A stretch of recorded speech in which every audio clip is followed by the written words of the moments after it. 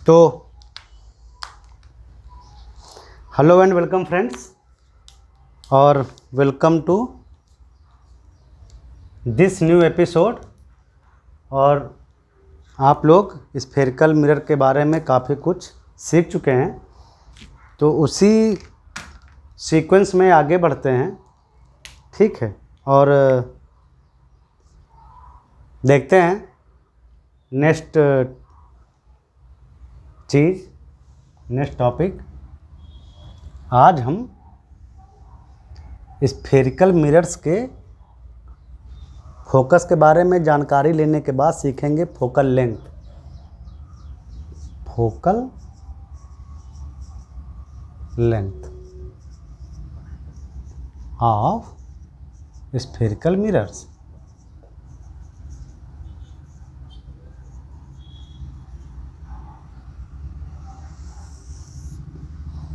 तो जैसे ये हमारा एक कॉनकेव मिरर है,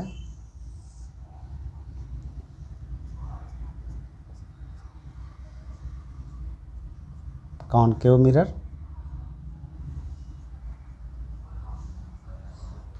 ये ओरिजिनली जिस स्फेयर से बना है उसका सेंटर ये है सी, तो ये कहलाएगा इस मिरर का सेंटर ऑफ कर्वेचर।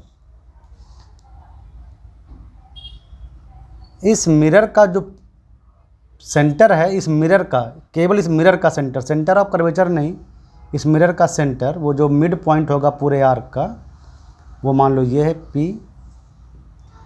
इसको इससे मिलाओगे तो ये कहलाएगी प्रिंसिपल एक्सिस। आप इसको एक्सटेंड कर दो, ठीक है। तो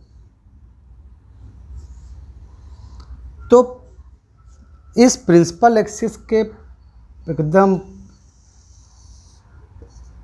उसके करीब से आप रेज डालो, यहाँ पर पैरेलल रेज।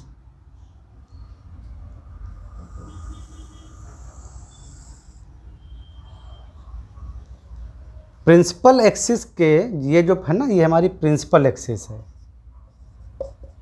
तो प्रिंसिपल एक्सिस के करीब से, उसके पास से जो पैरेलल रेज हम इस पर डालते हैं, इनको बोलते हैं paraxial raise. Paraxial raise, paraxial raise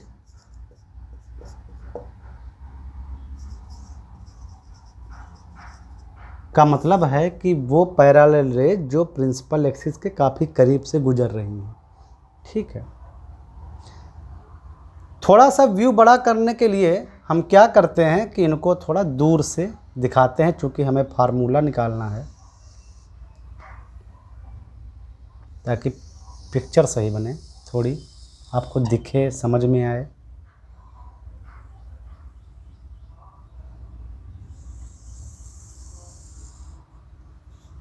ये दो पैरेलल रेज हुई जो अगर वो पैरेलली फॉल हो रही तो इसका मतलब है, इसको बोल सकते हैं कि वो इनफाइनाइट डिस्टेंस से आ रही हैं। और हमने देखा कि वो रिफ्लेक्शन के बाद एक कॉमन पॉइंट से गुजरती हैं जिसको बोलते हैं फोकस।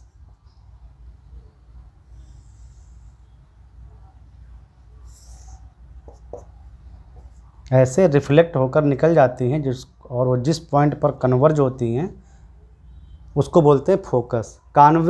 कॉनकेव मिरर में रियल में कन्वर्ज होती है किसी पॉइंट पर, जिसको फोकस बोलते हैं। और कॉन्वेक्स मिरर में ऐसा लगता है कि वो कहीं से कन्वर्ज हो रही, लेकिन वो एक्चुअली डाइवर्ज हो रही होती हैं। वो हम देख चुके थे जब हम पढ़ रहे थे पीछे वाले एपिसोड में कॉन्वेक्स मिरर के फोकस के बारे में। तो अभी हम कॉनकेव मिरर का एग्जाम्पल लेकर हम देखते हैं कि फोकल लेंथ कितनी है। तो ये जो मिरर का जो पोल है, यानी जो मिरर के आर्क का जो मिड पॉइंट है, यानी आप सेंटर बोल सकते हो, only centre, not centre of curvature, this is different. तो वहाँ से इस फोकस की जो डिस्टेंस होती है, ये इसको बोलते हैं इस मिरर की फोकल लेंथ। क्या बोलते हैं? इस मिरर की फोकल लेंथ। और ओरिजिनली वो जिस स्फेयर से बना था ये उसका सेंटर है, तो हमको किसी मिरर का रेडियस ऑफ कर्वेचर यानी आर, रेडियस ऑफ कर्वेचर हमको पता होता है, तो आर हमको पता है, हमको फोकल लेंथ निकालनी है आर के टर्म में। समझ में आया? मिरर की रेडियस ऑफ कर्वेचर हमको पता है, हमको focal length in the terms of the R निकालनी है। देखो ये रे फॉल हुई और रिफ्लेक्ट हुई, तो अगर हम इस सेंटर से इस पॉइंट P जहाँ वो फॉल हो रही है, इसका नाम कुछ और दे दो, P तो लिख चुके, इसका नाम दे दो थोड़ी देर के लिए, A दे दो सिंपली। तो A से अगर हम इस पॉइंट को मिलाते हैं सेंटर ऑफ कर्वेचर को, तो ये एक तरह से नॉर्मल होता है, क्योंकि रेडियस स्फेयर पर खींचो तो वो नॉर्मली गिरेंगी, और उसी से ये इक्वल एंगल बनाते हुए रिफ्लेक्ट होगी। हम जानते हैं angle of theory of reflection से। तो अगर ये रे और प्रिंसिपल एक्सिस रे पैरेलल हैं, अगर नहीं हैं, क्योंकि पैरा एक्सियल रेज का कॉन्सेप्ट लिया है कि दो रे इन्फिनिटी से आ रही हैं पैरेलली, तो ये एंगल और ये एंगल सेम होगा। गुड। और ए सी और ये एफ, ए सी एफ एक ट्रायंगल है, तो जिसका ये आउटर एंगल है, तो ये 2 थीटा होगा।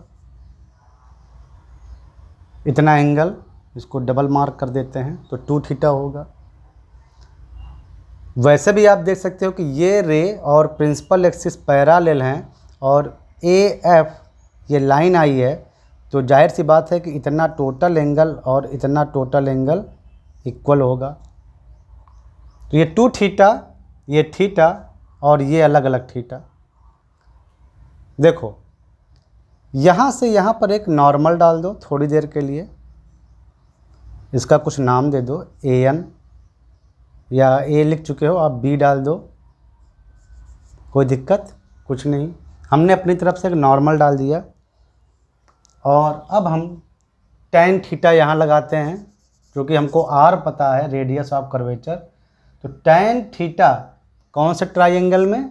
CAB में, ट्रायंगल CAB में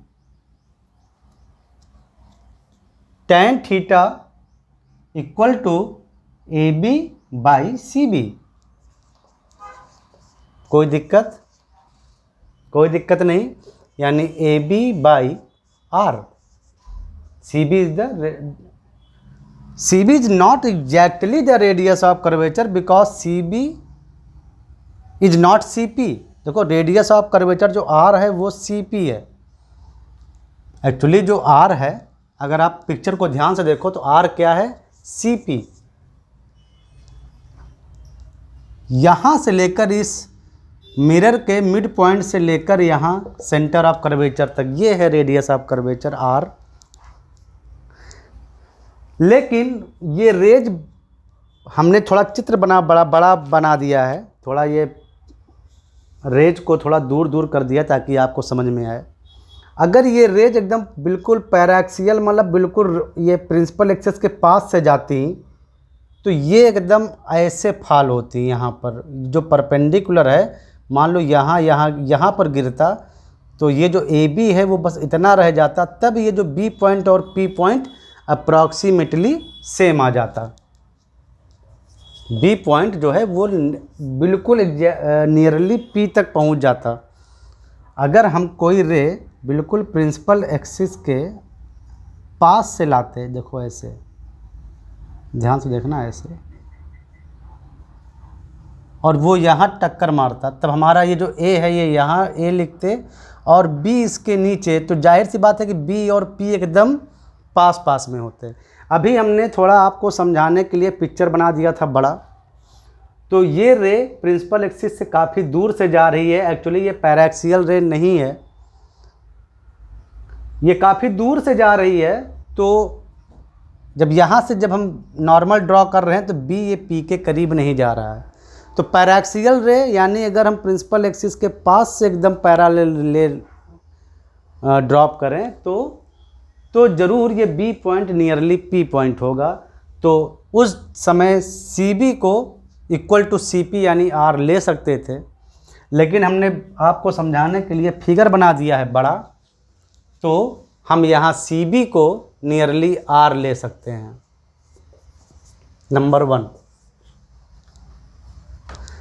अब आप देखिए दूसरे ट्राइंगल ए एफ बी में, ट्राइंगल ए एफ बी में देखो ए एफ और बी में यहाँ एंगल 2 थीटा है, तो आप tan 2 थीटा लगा दीजिए इक्वल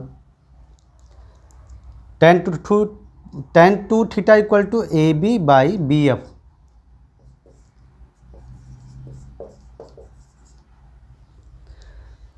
अब ए बी तो ए बी लिखा रहने दो और एफ बी की जगह पर नियरली आप लिख सकते हो A B by F C nearly. अब यहाँ पर थोड़ा वही बात है कि हमने थोड़ा दूर से रे लिया, तो यहाँ गैप आपको दिख रहा है, अगर पास में होता तो ये गैप बहुत नैरो हो जाता, बी पॉइंट लगभग पी के पास पहुँच जाता।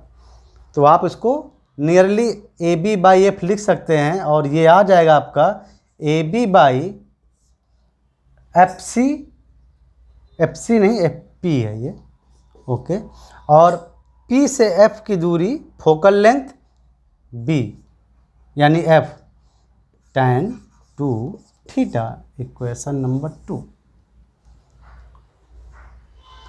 इक्वेशन नंबर 1 और 2 लिखे हुए हैं। अगर ये रे बिल्कुल प्रिंसिपल एक्सिस के पास से गुजरती ना, तो ये जो थीटा होता, थीटा बहुत छोटा होता यानी वेरी स्मॉल, तो नियरली 0 डिग्री के आसपास, 0 डिग्री के आसपास। तो जब थीटा बहुत छोटा हो तो वहाँ पर हम tan जो होता है थीटा का, उसको हम थीटा और tan 2 थीटा को नियरली 2 थीटा हम लिख सकते हैं। ये आप ट्रिग्नोमेट्री से जानते हैं।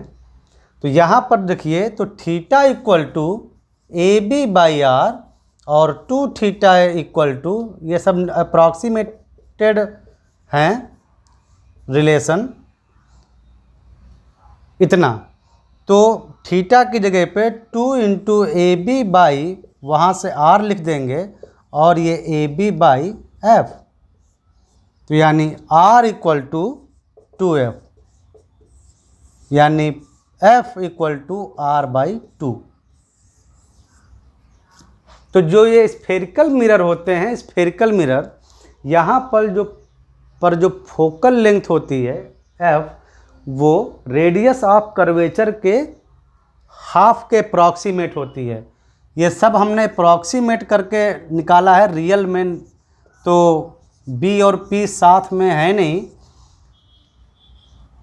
तो f equal to R by 2 हमने लिख तो दिया है, लेकिन ये समझो कि ये 100% श्योर नहीं है, इसकी भी कुछ लिमिटेशन है, क्योंकि ये तभी सत्य है जब ये जो रे जो फॉल हो रही हैं वो बिल्कुल क्लोज जाएं प्रिंसिपल एक्सिस के और पैरेलल भी रहें, ठीक है।